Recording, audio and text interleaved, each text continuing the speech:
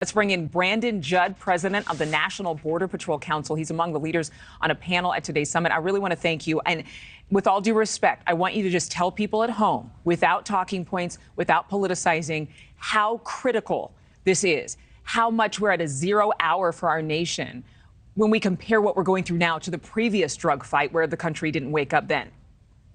Well, all we have to do is look at the number of deaths that we're experiencing right now. Look at the number of children that are dying because of this. When you're looking at 70,000 deaths every single year, that tells you that this is an extremely huge problem that affects every single part of our society. We have to look at this and we have to go after this. Where law enforcement comes in is we work on the supply end.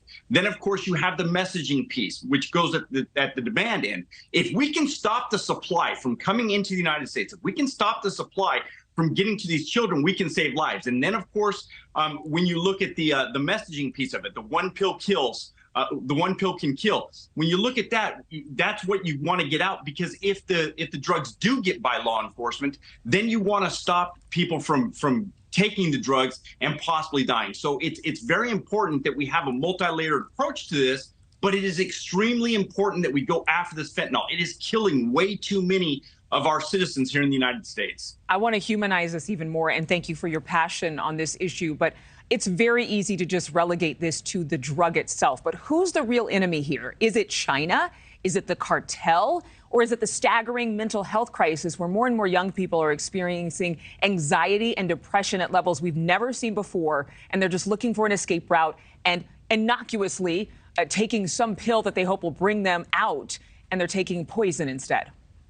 It's all of the above. When you look at the cartels, when you look at how they generate profit, they do not care about life. They do not care if people die. What they care about is how much money they can possibly make. And then, of course, you have to look at China. They are the ones that are supplying the precursors of all of this into Mexico, and that's where it's being manufactured. Then, of course, like you said, you have the mental health piece. That's why it has to be a multifaceted approach. It has to be law enforcement. It has to be messaging. It has to be doctors. It has to be all of this approach. And if we can put all of that together, we can start to save lives. When you look at the supply end, we have to be able to go after the cartels. We have to be able to go after their profits. And I'm grateful that Governor Abbott has, in fact, declared these organizations as terrorist organizations, because when he does that, it allows us to then go after them and hopefully disrupt the supply that is coming into the United States. Governor Abbott has been polarizing when it comes to immigration reform, when it comes to gun rights. What needs to be done here in this particular story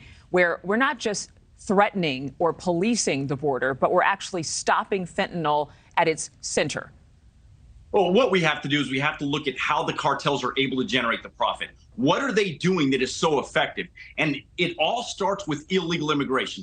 Because if you're constantly flooding law enforcement hands with illegal immigrants, you're creating artificial gaps in coverage. You're allowing the cartels to then bring in all of this profit. And that's why he's been so big on border security. That's why he's been so big on illegal immigration. We all understand that from a law enforcement standpoint, there are ways that cartels are able to generate the profit. And it's all about distracting and pulling agents out of the field. And if they can do that, they're going to be able to continue to bring all of these deadly products into the United States.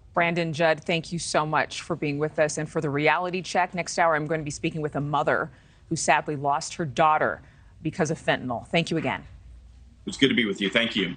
Thank you for watching. Go to newsnationnow.com to find News Nation on your television provider. And don't forget to click the red subscribe button below to get more of News Nation's fact-driven, unbiased coverage.